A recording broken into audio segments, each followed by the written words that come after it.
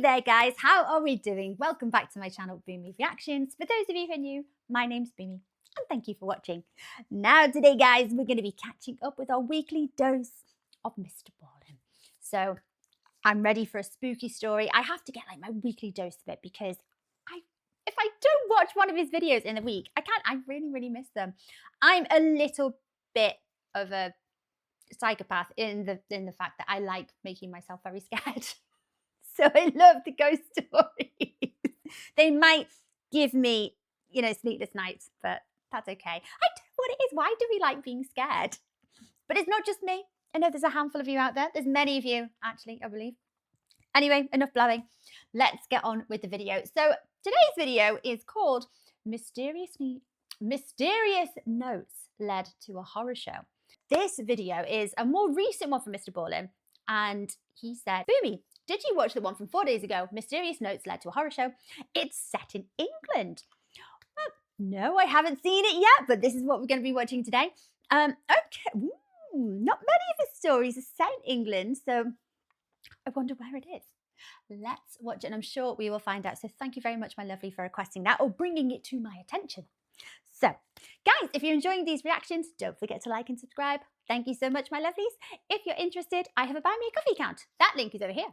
And if you would like to help support my channel any further, I have a Patreon account. And if you want to check that out at all, that link is in the description, just below there. Today's story is about a family in England who were living these totally ordinary lives. They were farmers, they were just simple people. When in 1984, something really strange began happening to them that basically turned their lives upside down, like it was a complete nightmare. In fact, in many ways, it was almost like they were living the plot of a crazy detective novel, except it was real. But before we get into today's story, if you're a fan of the strange, dark, and mysterious delivered in story format, then you've come to the right place because that's all we do, and we upload 2, 3, even 4 times every week. So if that's of interest to you, please buy the like button a dozen jelly donuts. But don't tell them you've secretly removed all the jelly. Also, please subscribe to our channel and turn on all notifications so you don't miss any of our weekly uploads. I feel like because this one's set in England, maybe John could have said, buy the like button a pint. Okay, let's get into today's story.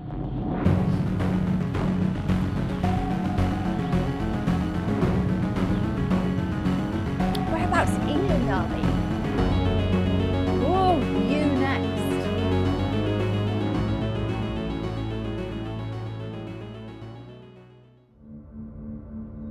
On the morning of March 30th, 1984, a 43-year-old dairy farmer named Graham Backhouse walked slowly across this huge fenced-in field on his farm in Horton, England, carrying along a bucket of cow feed. And Graham, like usual, was exhausted from all the endless daily chores on this farm that he was in charge of. Very labor-intensive life. Horton, I can't, off the top of my head, think where that actually is.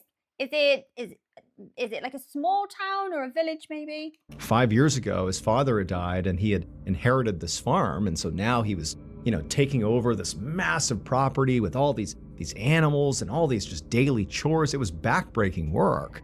And so it was like every day was a slog, just like today.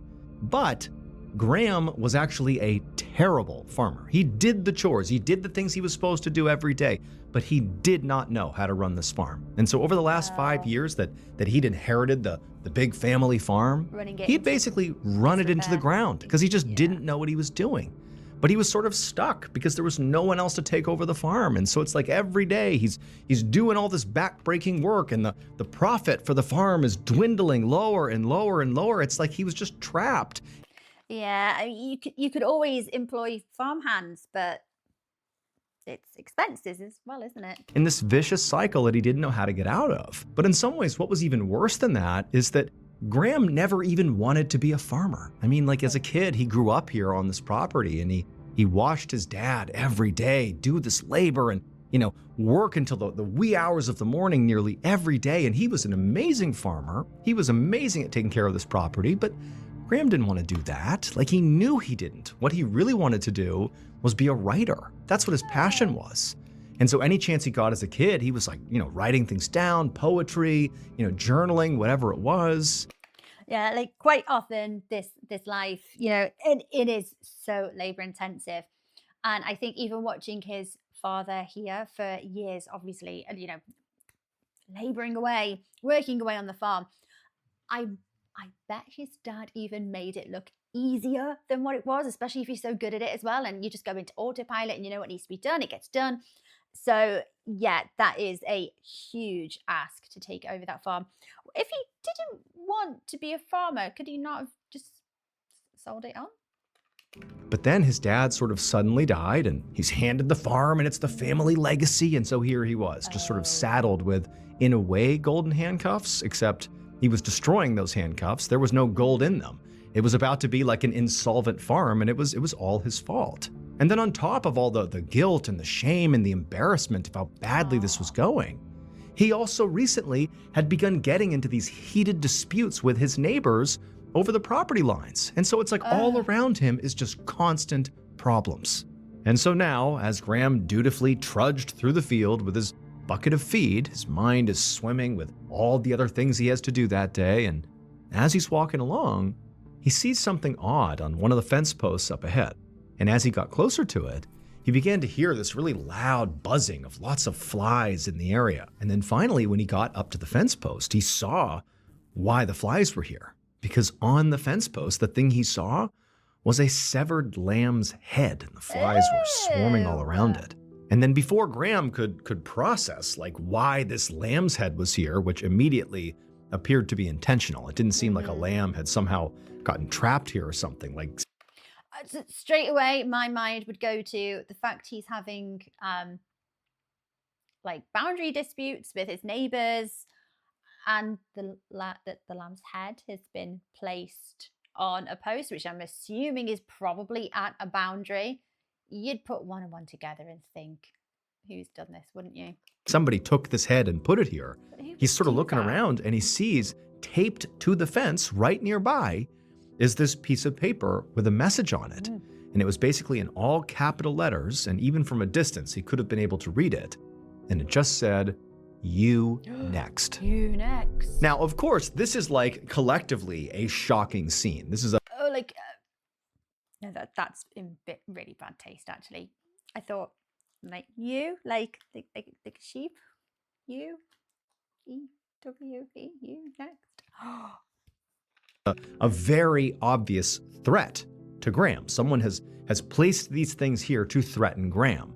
But believe it or not, when Graham saw the letter, not so much the lamb head, but the letter, he sort of didn't breathe a sigh of relief, not at all. But he had actually gotten, over the past couple of weeks, several other letters like this. So this is just a continuation of something that's been going on here. It's the angry farmers mafia. That's what it's. The neighbors.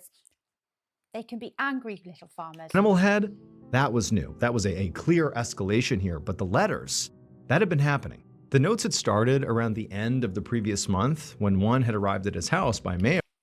What? Came Tice? What? Last week, but the pigs were about see you soon. Did they mean twice? Came twice last week? No. Came to see you. Which had just directly threatened Graham. And then he and his wife had gotten even more messages after that, and all of them were threatening to hurt Graham and also his family. Now, Graham had gone to the police and told them, and they had said, do you know anyone that might want to hurt you guys? Do you have any enemies or anything? And Graham, like, he wanted to say, oh no, definitely not. But realistically, he knew probably over the course of his life in this small town, I mean, Horton is like this really small village, there was a good chance that he might have made some people mad somewhere along the lines. He wasn't perfect. But in his mind, he basically got along with everyone. And so he said, no, I don't think so.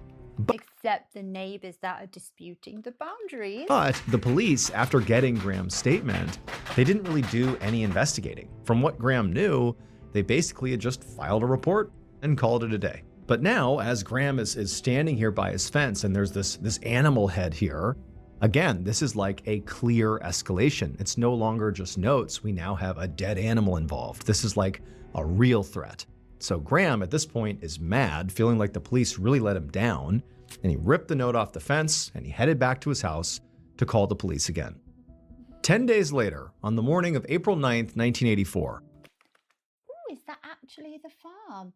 Oh, it's a beautiful farm, isn't it? It's lovely. Graham was inside one of his barns and he was milking a cow. And he had the radio on and the music turned all the way up as he worked.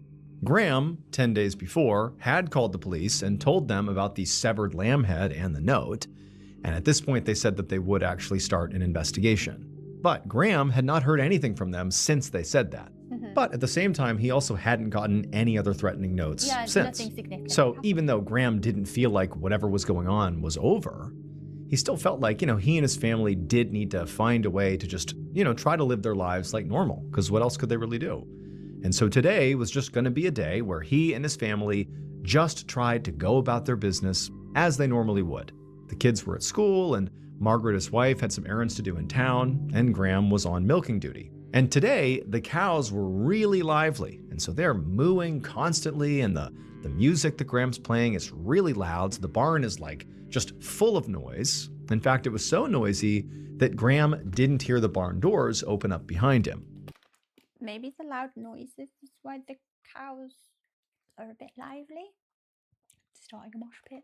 However, he did hear voices suddenly begin shouting inside the barn, and he turned around just as two locals that he recognized from his village charged into the barn, waving their arms frantically at him, telling him something. And so Graham, he lunges and turns off his radio, and he turns to these locals and he said, what's going on? And they told him, your wife, she's been in this terrible accident. You need to come outside right now. And so Graham, he's shocked by what they're saying, but he's thinking I thought my wife was in town running errands. What do you mean come outside?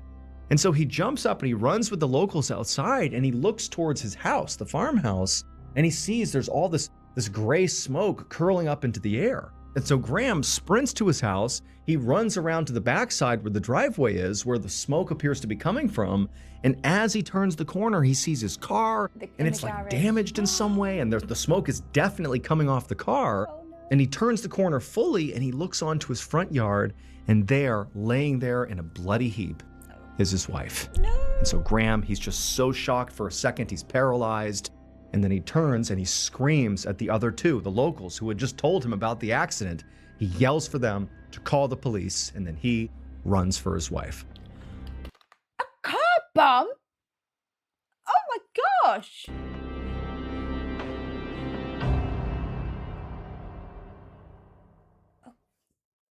Is she okay? About 20 minutes later, Graham stood by his front steps with a police officer while a team of paramedics loaded his wife into an ambulance. Amazingly, despite her horrible injuries, especially to her legs, she was still alive. But Graham couldn't actually go with her to the hospital right now because he had to give a statement to the officer. Because it would turn out there had been a bomb underneath one of the car seats in the car Graham's wife was driving that had detonated, and it nearly killed his wife. And so now they needed to figure out how the heck this happened. And so Graham needed to give his statement while the bomb squad, which was swarming his property, looked everywhere to make sure there weren't more bombs here. And so why? Who would hate this family so much to do that? I'm not, saying that car bombs and things like this, that happened in the 80s, they were, specific to cities. But why would this happen in a small village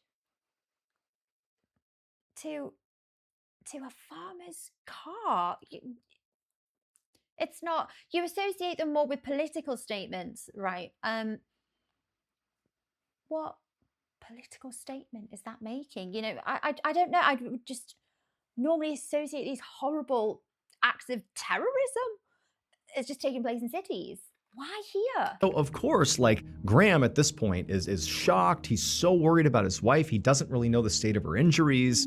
She was just kind of whisked away and he wasn't allowed to go with her. And so his mind is very occupied with his wife, but then also there was a part of him that was just furious. He had told the police about these threats to him and his family that had only really been escalating over the past several weeks. I mean, 10 days ago, there's that severed lamb head on his post with the words, "You next." Like, clearly, this was getting worse. And the police seem to have done nothing. And now here they are demanding he explained what happened. And so he's furious. And so Graham again reiterates to this officer that there had been all these threats to he and his family over the past several weeks. And really, it seemed like the threats had been directed at him. And he actually pointed out to the officer that the car that had the bomb in it that, nearly killed his wife, that was actually his car. It was. Yes. So I was going to say, well, just because his wife happened to be in the car to the attacker or whoever placed that there, you don't know that. You can't guarantee which man or wife or whoever, you can't guarantee who's going to be in that car when it goes off. You're assuming it's going to be the person you're targeting, but his Volvo. And his wife never drove that car. The only reason she was driving it today is because her car had an ignition issue. So this was like anomalous that she was in the car. And so obviously the bomb was intended for him. And so as Graham is relaying all these details to this officer, they both start hearing all this shouting coming from sort of far away in the front of the property, like towards the front of the driveway. And they turn and they see a mailman has driven his van onto the driveway and is driving right up towards the house. And remember, this is now a crime scene, and it's sort of a new crime scene. And there's all these officers everywhere, and they haven't fully roped everything off yet. And this van is basically just driving up into the crime scene. And so all the officers down in front are like, whoa, whoa, whoa, stop, stop, stop. And they stop the mailman, who's like, what is going on here? I mean, like, yeah, the postman wouldn't know, would he? And he's like, hey, I just have the mail for them. Yeah. And he hands a stack of letters to one of the police officers, who then tells the mailman to turn around and get out of here.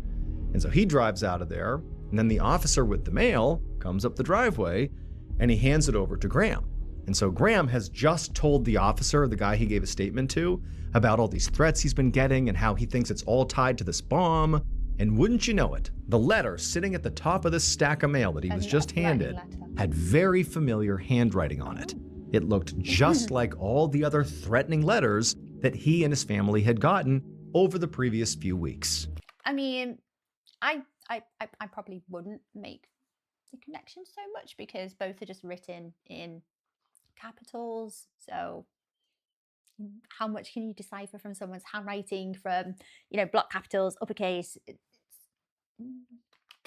And so Graham, he turns to the officer and he's like, I know this is another threat. This envelope, it contains another threat for sure. And the officer, he's like, do not open it. We're going to take that. It's now evidence. 15 days later, on April 24th, Graham left his house and began walking down the road. And the fresh air was really helpful to Graham because right now he was feeling very anxious. Margaret miraculously had survived, but she was still in the hospital. She was still getting surgeries because, the bomb had done quite a bit of damage to particularly her lower half. There was all this shrapnel that had been embedded in her legs and her hips, and so she'd be there for quite some time. As for the children, I mean, they were not affected directly by the bomb, but of course they were so upset because their mom's been hurt and they're scared because of all these threats. Like, is there going to be another attack? Like, you wouldn't, I don't know how the children are feeling here, but you'd be reluctant to get in a car. It was awful for them. And so Graham, did his best to be strong for them, but it just didn't make sense to have them at the home with him. I mean, it was dangerous. They were scared all the time. So he had sent them to stay with his mother, basically to keep them safe and keep them calm and sort of away from him until this whole thing sort of blew over, or whatever this was, until it ended. And so Graham is just stuck at this farm by himself, basically spiraling 24/7. Like, he hates being here. He's always hated this farm. He resented the fact that he had to look after it, and it was just going so badly. And now it's like he has an actual, active threat against him and his family, and his wife's almost been killed. Like, life is just, it couldn't be worse right now. And I think it's time to sell. Pack up and sell. Then on top of that, the police were clearly investigating what happened here and investigating these threats. But so far, Graham had not gotten any answers. Now, immediately following the bombing, for the few days that followed, the police gave Graham and his family around-the-clock physical protection because, again, there's this active threat out there. But after a few days, when nothing else happened, they'll stop. And, it was really, taxing the police to be constantly monitoring this family, They throttled that back and instead just gave Graham a panic button that he could press in case he or his family had some emergency at the property. And so the police are gone and Graham just has this panic button. His wife's at the hospital, his kids are away, and he's just, again, stuck at this farm. And he's just so upset. He's so stressed out.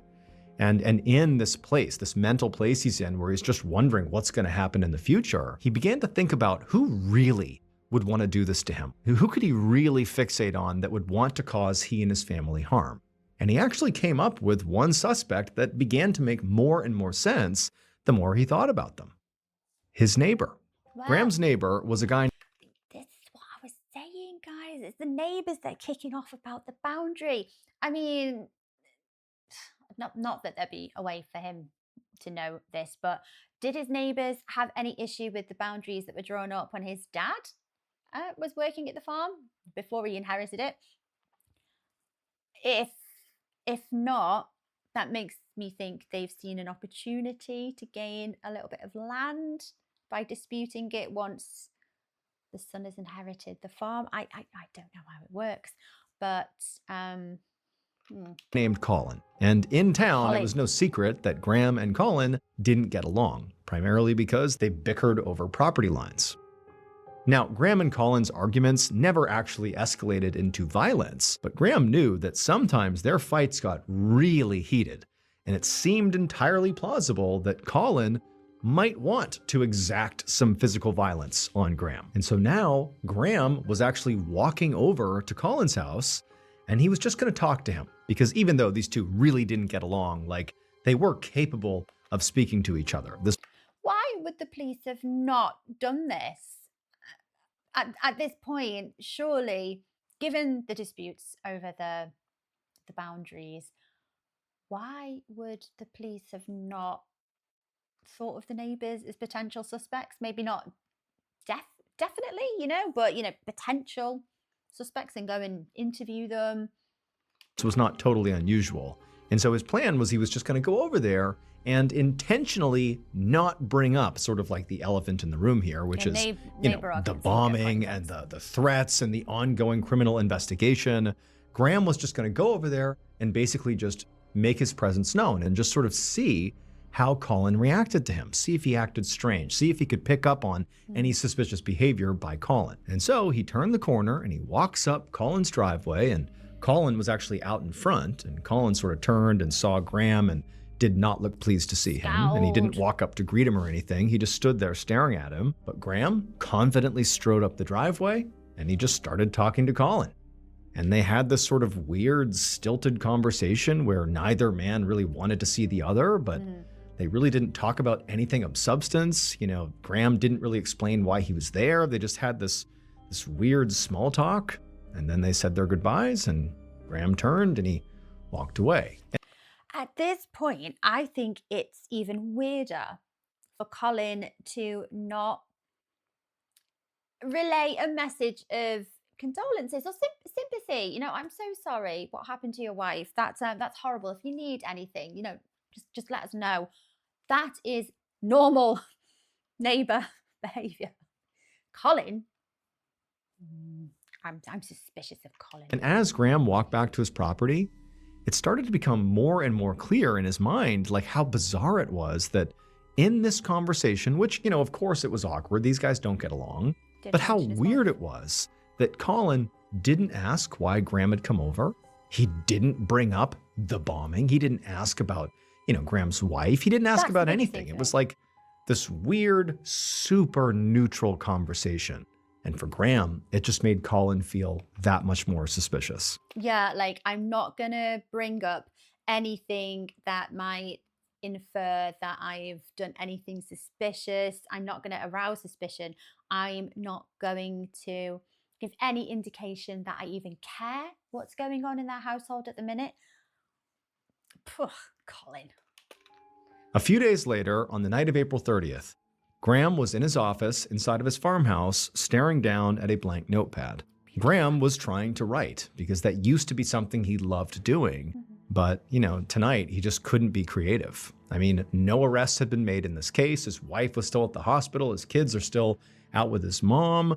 No progress has been made on this case. Like, he still feels like there's this imminent threat out there. And also, the police had very recently interviewed Colin and nothing came of it. So it just sort of seemed like nothing was going on, but all the problems he had were still very much there. And so as Graham is sitting there feeling terrible, he hears this loud, sudden knocking on his front door.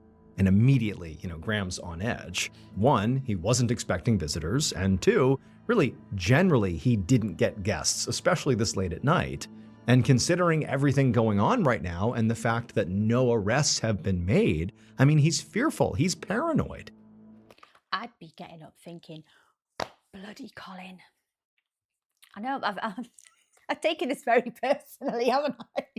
Bloody Colin. But, he's here all alone. He can't just ignore the fact that somebody's here. And so very apprehensively, he gets up and he begins making his way out to the front door. When Graham was about to open the door, there was another pounding on the door, like whoever was out there was really eager to talk to him. And so Graham, like his pulse is racing, and he grabs the doorknob, he turns it, and he opens it. And the instant he saw who was standing out there, Graham knew he had to turn and run and press that panic button. Just a few minutes later, Detective Superintendent Tom Evans with the local police charged up the walkway of Graham's farmhouse with a team of officers right behind him. Evans was the lead investigator on Graham's case, like the entire ongoing, threat and bomb case. And he'd been notified that the panic button that they had installed in the farmhouse had just gone off. So his team was responding to see if, maybe the person or people who were targeting Graham and his family had struck again. That's a very fast response for the British police. Well done, boys. When Evans got up to the front door, he tried the handle and found that it was open. So he opened the door and he announced that police were here and they were coming inside, but there was no answer. And so Evans and his team went inside. And pretty much immediately when he stepped inside, he saw a dead body. There was a man laying on his back in the hallway, and his chest was covered in blood. However, when Evans approached him, he realized that this was not Graham. This was someone else. This man was much older than Graham. He was in his 60s, and at first he just had no idea who it was. But then after a second, Evans actually recognized him. It was Colin, Graham's neighbor, who they'd actually interviewed fairly recently during... Oh, they had interviewed him. Well, good job, because that seems like common sense, doesn't it? Well, I'm not going to say I'm devastated. Colin. Bloody Colin. During their investigation, Colin, in addition to having what appeared to be, one or several gunshot wounds to the chest, Colin, what did you do? Was holding a knife in his right fist.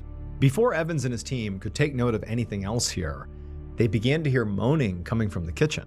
So Evans told a few of his officers to stay with the body, and then Evans and another officer slowly made their way, guns drawn, into the kitchen to see what was going on. And when they turned the corner and looked into the kitchen, I mean, it was a bloody mess. There was blood really on everything, chairs, tables overturned, and then lying on the ground in the center of all the chaos, cradling a shotgun, was Graham Backhouse. And Graham was a mess. Oh my gosh. I think this might be an indicator of how the story's going to go. That scar on Graham's face. Oh my gosh. He was the one who was moaning. He had this just horrible knife wound on his face and he was bleeding profusely. And he also appeared to have a gash across his chest and also across his stomach. Evans and his partner, they run over to Graham and they kneel down next to him. And, Graham, he's in rough shape, but he's clearly, stable. He can talk. He's in a lot of pain. And Evans asks him, like, hey, what happened? And Graham, who again, he's in quite a bit of physical pain here. So every time he speaks, he's sort of like gritting his teeth. But he was able to explain to Evans that he heard a knock on his door. He opened it up and there's Colin, his neighbor. And it was unclear what he was doing here. And before long, the two men are getting in this argument. And then Graham said that Colin sort of inexplicably admitted that he was the one who planted the bomb. He was the one who was leaving all these threats. And then Graham, who was about to run and press the panic button, right before he did, he said Colin pulled out a knife and then started chasing after him. And at that point, Graham said he bolted, he grabbed his shotgun, he was able to get a shot off in self-defense, and then he did press the panic button. The only people who could have bad blood with Graham and his family at this point. It was going to be the neighbours, wasn't it? Ugh, Colin, you horrible man. He's even turned up at the doorstep with a knife. Ew. It's an unusual thing to hear of someone in the UK being in possession of firearms. I would assume that's a lot more common for farmers. Not necessarily just your average person in the UK, but for farmers, it is, I think it's a fairly common thing. He had no idea what happened to Colin, but he figured he was dead. Sod Colin. Stupid man. Oh, Graham's face. The paramedics eventually arrived, and it was determined that, Graham's injuries were serious, but he would survive. However, he was still ushered out into an ambulance and brought to the hospital.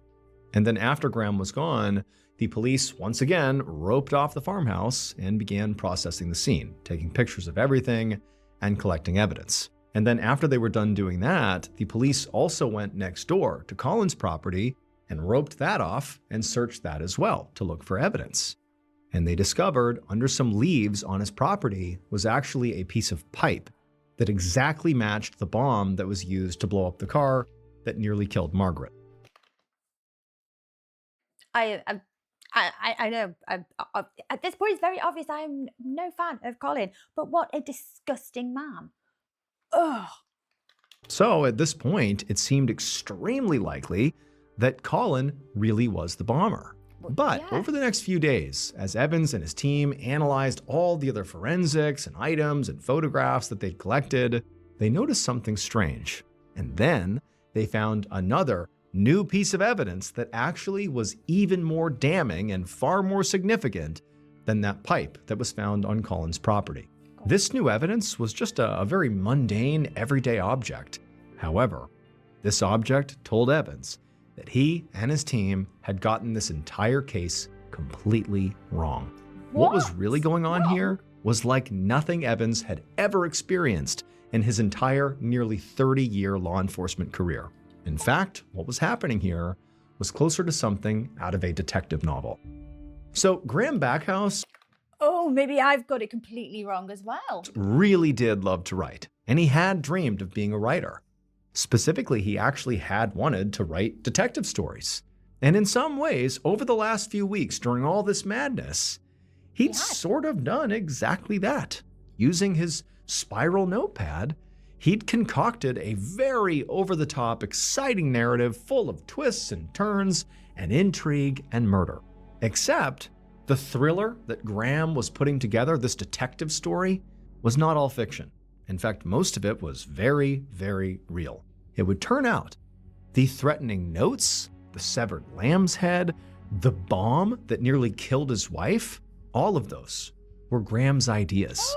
The farm, because of Graham, was in a lot of debt. So Graham took out a series of life insurance policies on his wife and then planned to murder her with a bomb that he made. But before he did that, he wrote and planted a whole bunch of threatening notes around the property, and he mailed to himself. That way, police would think there was like this maniac on the loose that was after his family, and that Graham was nothing more than a victim. However, Margaret didn't die from the bomb, and Graham panicked.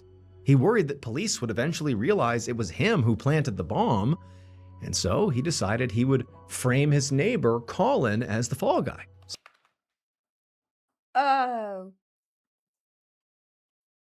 Oh, now I feel rotten. I feel really, really bad. I'm sorry, Colin. I take it back. Maybe not bloody Colin. I did not see that twist coming. So why did Colin turn up? Maybe he didn't turn up with a knife. Maybe. Why was Colin there on that night? Since it was widely known in the village that they didn't get along. Except, while Graham had managed to create a new twist, an outrageous turn in the storyline, unfortunately, he was just as terrible at covering up his crime as he was at farming. Colin's murder scene had a whole bunch of evidence that clearly proved Graham had set the whole thing up. The blood spatter was completely off, and Graham had no defensive wounds. But the big clue that led the police to actually arresting Graham was his own spiral notepad. They'd found the notepad in Graham's office, and on one of the sheets was a very unique-looking circular doodle that clearly Graham had drawn on it. And when he drew this doodle, the pen had made an impression on the sheets underneath it, and Graham had used some of those sheets underneath the doodle after he had done the doodle to write those threatening notes. Wow. Okay, how to get away with murder 101. What a dumbass. I'm still reeling from the twist in this story, guys, but what the hell? I thought Mr. Ballen was just about to say, basically, he'd left a document on the spiral notepad. Step 1, cut off lamb's head, attach onto the pike on the post on the boundary. Not that obvious, but not far off. And so the police, they had those notes because, Graham had been turning them over as evidence of this maniac. And they had previously noticed that on these notes, in addition to the letters, there appeared to be like an imprint on the piece of paper that was like a very unique doodle. And now they were staring at the original doodle on his notepad. And so that allowed them to directly link the threatening notes right back to Graham. Graham Backhouse was found guilty of murder and attempted murder and given 2 life sentences. He would die in prison of a heart attack in 1994.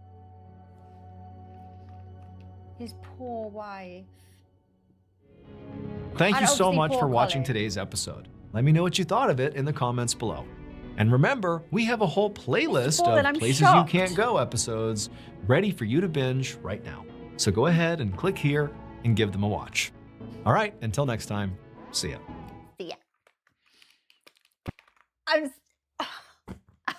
I'm still reeling from the twist. Oh, I feel awful. I genuinely feel awful about saying bloody Colin. Not bloody Collie. Bloody Collie. Not bloody Colin. Bloody Graham. His poor wife.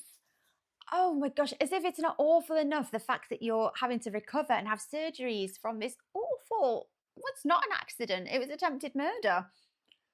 As if that's not bad enough. You then find out, presumably while you're still in hospital, that actually it was your husband and his intention was to kill you in that car bombing, and would profit very handsomely from life insurance taken out against you. Oh, that's horrible. And then framing Colin, then making all of us shout bloody Colin. I'm still reeling from the twist. Oh my gosh. It was so obvious. It seemed so obvious. Oh. So how did he get the wound on his face then? Did he do that to himself? Or maybe that was... No, because they said, Mr. Ballen said, didn't he, that Colin didn't appear to have any defensive wounds.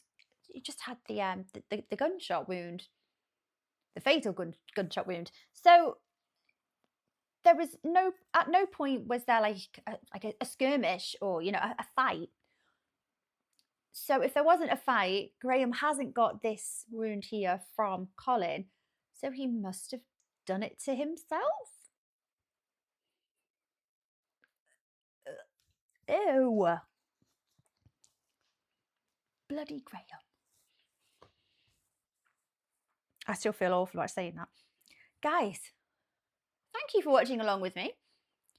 Did that have you as shocked as I am? Oh my gosh. Take care of yourselves, guys. Thank you for watching along. I'll see you next time. Bye-bye.